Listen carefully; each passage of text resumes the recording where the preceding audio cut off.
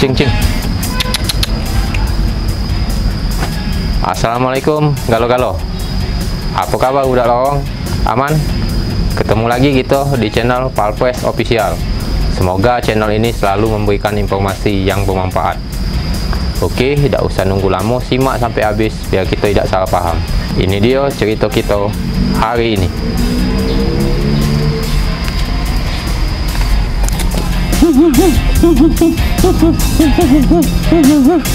Mana mama kamu?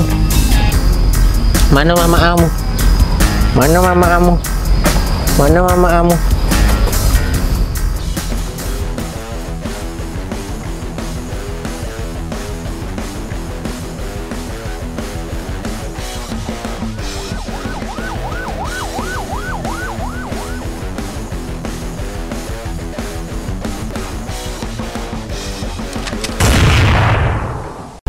Nah, guys, itu kayak lu, guys. Oh iya. Guys, kita ambil lagi, guys. Assalamualaikum. Waalaikumsalam. Wah, apa kabar, Boy? Lagi nyantai, Kak? Iya, lagi nyantai. Alhamdulillah. Lama. Lama ketemu Kak Erul. Iya. Kemarin cerita tentang narkoba gitu ya. Iya, ini mulai cerita yang lain juga. Iya. Ini kami dari ini Akas, awak budak lorong. Iya. Kami tadi juga ini ngobrolin soal ada kasus yang agak tangganya bagi kami nih. Ada pemilik salon di Linggau yang tadi aku sering ke NN kan, pemilik salon meninggal, ya keadaannya tragis sih. Usut pelaku dapat, rupanya ada ya di latar belakangi hubungan sesama jenis kan. Iya. Nah, kami Kak Erol ini kan ketua konselor HIV di Sumsel. Sumsel benar. Iya. Nah, mungkin Kak Erol sudah berapa kali menangani kasus yang seperti ini kan, tentang LGBT ya. Pernikahan sama jenis. Kalau di Sumsel ini mungkin mana guys? Nggak tahu lagi guys. Apa banyak mana guys? LGBT. Kalau yang kasus di Linggau itu yang salon tuh ini apa tuh? Menuju kita tuh bencong ya. Iya. Jadi yang mati itu yang meninggal tuh ininya yang punya salon itu. Iya, ini salon itu kan. Pelakunya yalah pasangannya tuh. Pasangan. Apalah itu. Jadi ini kita cerita kelainan seksual ya. Kelainan seksual kan macam-macam. Ada jenisnya. Ada kelainan kejiwaan, ada kelainan kepribadiannya seksualnya. Kalau yang tadi diceritakan tadi oleh Akas tadi, salah satunya adalah kelainan kepribadian. Yang dia memang dari kecil itu gangguan kepribadiannya memang sudah ada. Kalau kita tuh ngomongnya bencong. Bencong tuh ada dua.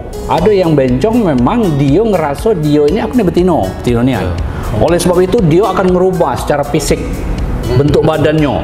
Contoh banyak misalnya operasi dan lain-lain. Dia pakai baju. Iya. Jadi dia memang lah benar-benar nyaman dengan perubahan itu. Gitu apa tidak mungkin jadi lagi karena memang sudah gangguan. Kepribadian sudah gangguan.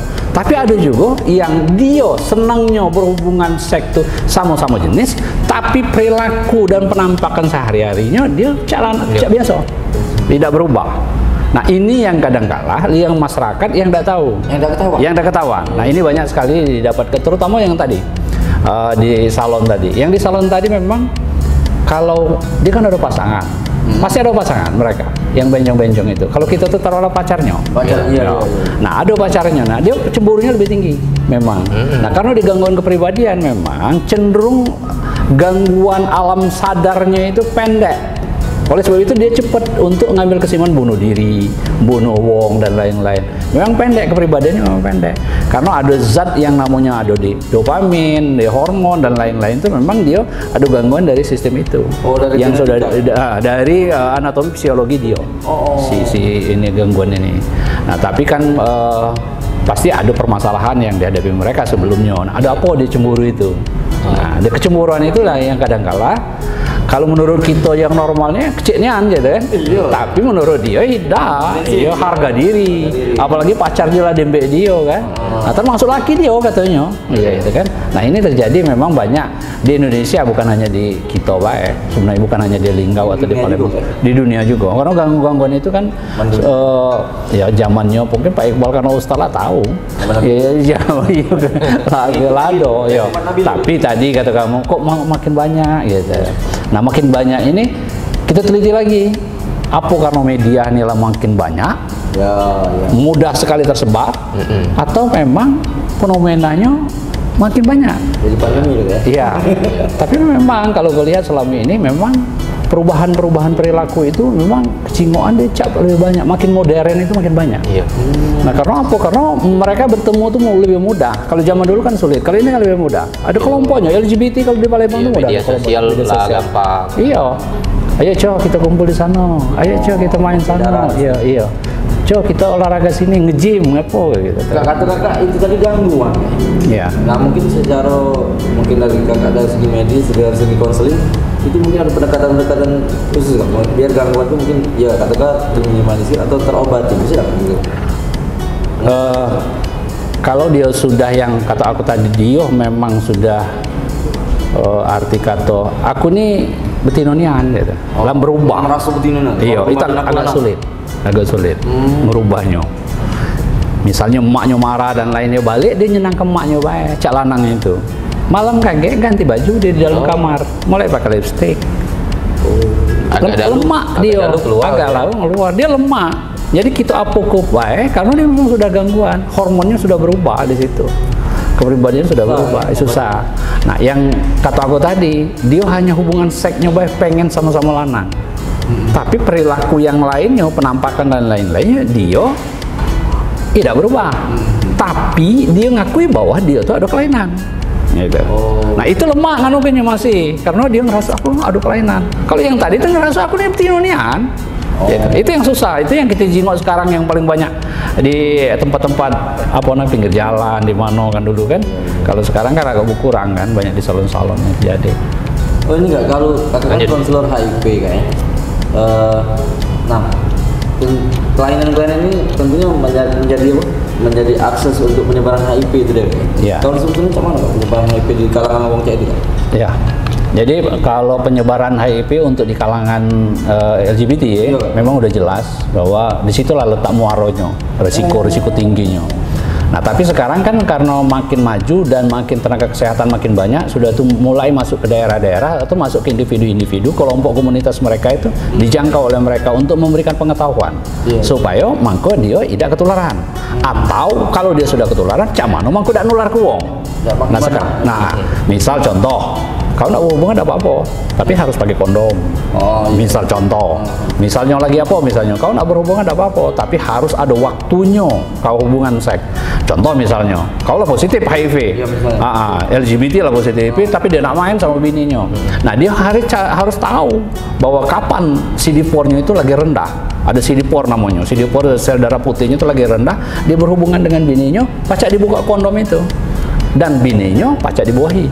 Ada waktunya, oleh sebab itu harus pendidikannya, harus ada kita didik, konselor lah yang memberi ketahuannya. Kayak ini caranya ya, nah itu. Ada tanggalnya. Ada tanggalnya. Jadi kita buat kapan dia bisa berhubungan, dibuka kondom, kapan tidak dan lain-lain. Dan sehat kan? Dan sehat. Dan nular ke. Ya. Nah pengetahuan ini lah mulai masuk ke daerah, apa ke individu-individu atau komunitas-komunitas kelompok. Nah kalau dulu kan tidak tahu sama sekali caranya, karena dianggap dulu aib kena HIV dan lain kali penyakit-penyakit yang pecah itu kan kita nolak nih, terutama Raja Singo dulu kan GO kan. Tapi sekarang tuh biasa baik, GO Raja Singo tuh biasa baik karena memang pengetahuan masyarakat udah tahu. Misalnya GO kan obat ini, mangko hidup cek ini, jadi kasih kondom dan lain-lain kan. Iya.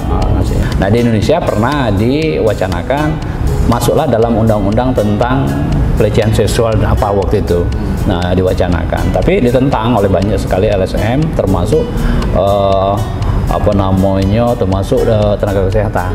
Tapi memang kalau di sudut pandang agama ya selalu pasti salah, ya dosa dan lain-lain. Sama dengan waktu aku berdebat dengan ketua MUI waktu ceramah, pernah juga cerita tentang kondom. Jadi kondom ini aku bagi kataku tiap malam membagi ke sama mereka.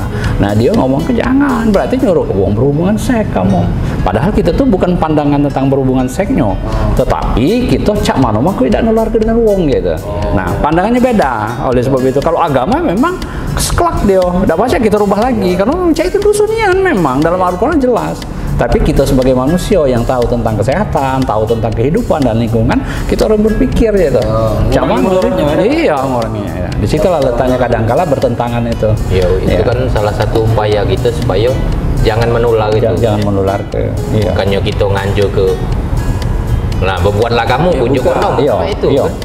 Malah aku banyak itu kemarin yang dari MUI itu anggota remaja masjid dan lain luar waktu seminar itu. Aku lagi cerita itu, iya, keluar ada berapa uang keluar dengan mungkin ya tadi mungkin ilmunya agamanya mungkin bagus ya itu menurut aku bagus, tapi aku jelaskan tuh ini gunanya aja. Iya. Karena waktu itu memang lagi booming HIV lagi booming, terus kondom ini kubagi ke macam-macam di Kampung Ilwatu kan banyak dulu. Dari tiap malam kami ini timnya bagi ke kondom. Bagi kondomnya. Jadi mungkin ada beberapa uang yang mungkin agak terusik seolah-olah kita tuh nyarankan untuk berhubungan seks. Terus sampai ke hotel-hotel melati kan tempat-tempat hubungan seks yang bisa itu kan biasanya hotel-hotel melati ini.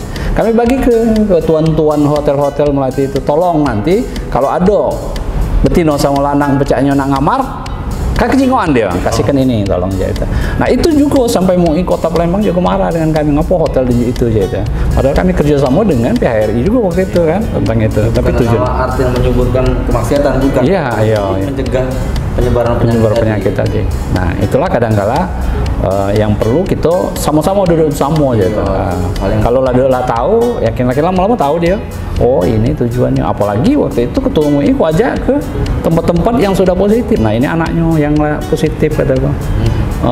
Yang sudah HIV. Nah ini keluarganya, ini mbaknya yang kena HIV, ini mbaknya. Nah dia baru dia. Oh ini tujuannya aja. Kita ini kan tidak kate yang namanya rumah sakit. Kalau rumah sakit kusta ada, rumah sakit jiwa ada. Nah rumah sakit LGBT tidak kate. Nah maksud aku kalau ada uang yang memang kita sangko ke bahwa dia tuh pelakunya, ada kelainan yang itu. Nah ngobatinya cuma mana nih anja? Dia masih di kategori dalam kategori ringan lah. Bukan berat. Nah, kategorinya masih masuk ke rumah sakit jiwa. Jadi psikolog dan psikiater, biasanya psikolog dulu. Ada di rumah sakit jiwa khusus di Bahar. Jadi ada yang mengarahkan, tapi tadi kata aku tadi kan tidak semudah itu karena dia kan kepribadian itu kan tumbuhnya dari dia mulai lahir Buddha itu.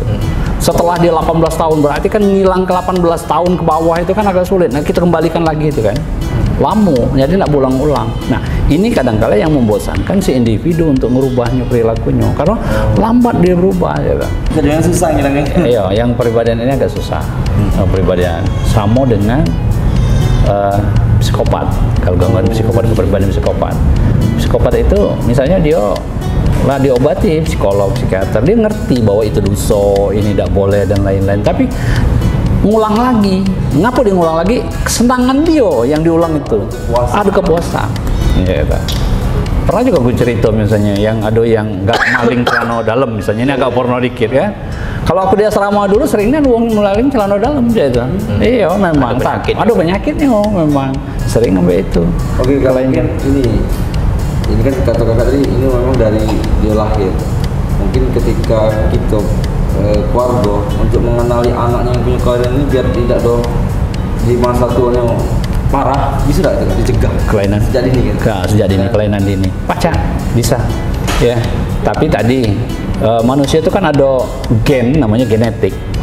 Genetik itu ada tidak genetik mbaknya sama maknya dari dua ini kan kawin XA kayak. Nah pas diturun ke misalnya ada yang pas diturun ke ada belum tentu tapi anaknya seperti bapaknya, misalnya bapaknya ada kelainan karena hukum Mindel itu kan pisang belum tentu anaknya pisang kan, apa pisang pasti pisang kan, tapi anaknya tidak, belum tentu dia nurut mbaknya, belum tentu nurut emaknya, tapi dia nurut lingkungan bisa jadi. Keadaan lingkungan. Nah dia udah ganti genetik dan lain-lain, tahu-taunya sudah dideteksi dini oleh emaknya dan lain-lain, udah kata anakku misalnya gua gitu. Nah terus mainan mulai kita pindah ke, mulai mainan dari kecil itu awal anak betino, mulai kita tunjuk mobilan, motor-motoran, bola kaki misalnya kan, terus sepatu cat misalnya, tidak kita buat dia jadi anak betino.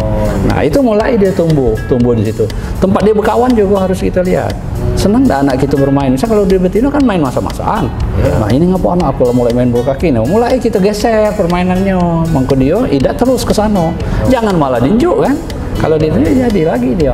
Nah dari pola asuh inilah yang membentuk kan berarti genetik dakati, tapi pola asuh yang didapat yang belum tidak beres. Baik itu lingkungan maupun lingkungan pendidikan. Nah di lingkungan inilah mempengaruhi kepribadian.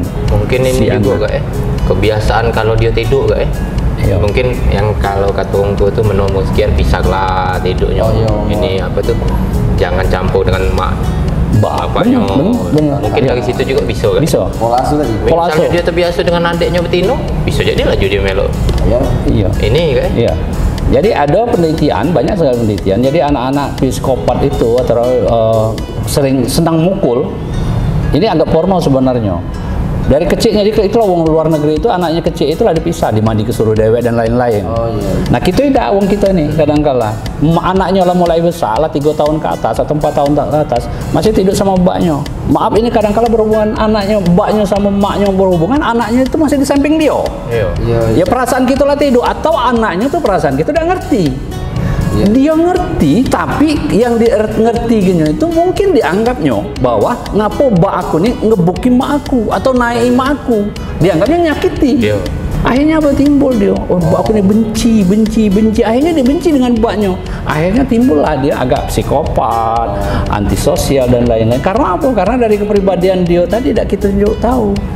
Tapi kalau dia nunjuk tahu ngerti. Oleh sebab itu wong Amerika itu sedini mungkin dia seksual itu lah nunjuk tahu. Oh ini kau lanang ya. Iya sedini. Kau laki-laki ya. Kau perempuan lah. Main ini. Kalau lanang mainnya ini. Oke, tidak boleh sama papa mandi bareng. Mandinya sama mama. Misalnya sama kalau betino. Nah waktu mandi juga boleh kita cerita ke bawah kita sama aja itu. Kalau anak-anak kita lanang kan masih umur 2 tahun 3 tahun kita cerita ke bahwa kita sama-sama lanang. Kalau lanang punya ini, kalau betino punya ini. Dia mulai jago oleh dia itu. Akhirnya dijagonya. Kodrati dia tuh lagi dijagonya. Nah ini kadang-kala yang belum sampai di kita. Nah ini terjadi. Yang ngikutnya itu sangkutnya bebala. Iya yang terjadi itu. Karena lingkungannya itu yang kadang-kala kita sadari ya itu. Ya, makasih kak pencerahannya kak. Iya. Oke coy, jadilah dulu cerita kita hari ini. Untuk budak lorong jangan buat kerok, tempat kita aman dimulai dari kamu. Tetaplah jadi orang baik dan terus berbuat baik yang mana baik keadaannya. Jangan nyemeloh, mulut sama hati dijaga. Wassalamualaikum warahmatullahi wabarakatuh. Waalaikumsalam. Salam budak lorong. Foto di. Mana ama kamu? Hah?